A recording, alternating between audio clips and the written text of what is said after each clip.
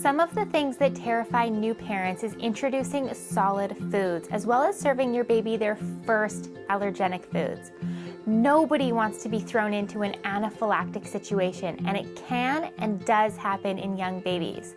The latest guidelines were published by the Canadian Pediatric Society on January 24th, 2019, and they stated that I'm going to reassure you and walk you through what an anaphylactic reaction actually looks like, as was demonstrated when scientists observed 275 children in November of 2018, 15 of whom were babies between 4 and 11 months old, okay? If you see this graph, you'll see that unanimously every single anaphylactic reaction first showed the following signs that will indicate to you that trouble may be brewing. Okay, so by now you might be thinking, my baby is showing these signs of readiness, but how do I actually feed them? There are two major methods for feeding your baby. The traditional weaning method, which is a lot of blended foods, and then there's the baby-led weaning method, which is offering your baby whole foods.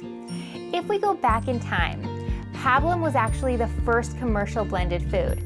It was marketed to housewives in 1930 as a shelf-stable convenience food and continued to sell to new mothers while they spent their time outside the kitchen and inside the workforce while men were off fighting World War II. So when we sit back and think about which method is better, we need to think about why the method itself was introduced. Was it for optimal nutrition or a necessity in a time that needed convenience? Bribery creates a hierarchy of foods, and it promotes your child to linking food with behavior rather than food with appetite. While some articles might say that the baby-led weaning method promotes choking, it actually might prevent it because it teaches your child how to eat in the following steps. Step 1, chew the food. Step 2, swallow the food or spit it out. If a child is eating sliced carrot strips, for example, and they don't like it, they simply put it down or open up their mouth and let the chunks fall out. With blended food, however, it's not that easy. Babies haven't learned how to spit yet, so they lose their power of choice. They lose their ability to decide not to eat something, because with everything they eat, they must swallow it.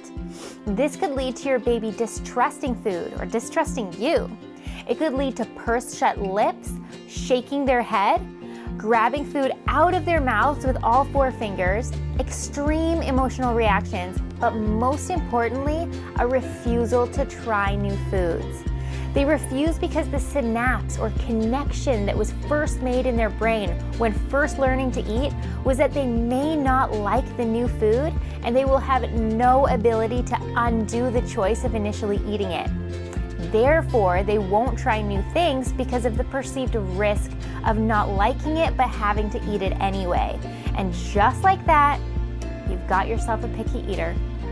Research done at Duke University on rats demonstrated that giving a pregnant rat phosphatidylcholine, which is a healthy fat that's found in eggs, halfway through her pregnancy, concluded in that mother rat giving birth to offspring, and I quote, vastly superior brains with more neuronal connections and consequently improved learning ability and memory recall, all of which persisted into old age.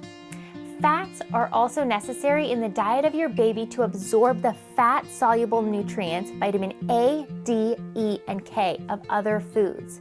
Examples of healthy fats are serotonin, for example, keeps you happy and positive, but it is derived from the amino acid called tryptophan. Tryptophan is found in turkey, which is where the term food coma comes into play at Thanksgiving. Because tryptophan converts into serotonin, which keeps you content and happy, and then converts again into melatonin, which makes you sleepy.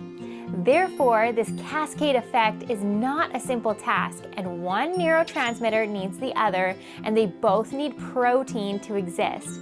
In this case, melatonin needs serotonin to exist. That's why many people with depression also have insomnia.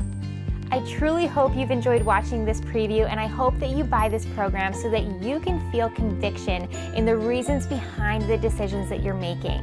There's no one size fits all, and your beautiful baby is unique, so do what feels right for you. I encourage you to print out the First Foods tracking sheet, Foods by the Ages guide, and any other visuals you received in this program that I've made for you. May we all raise happy, healthy, and thriving human beings. Live it well, because you only live once.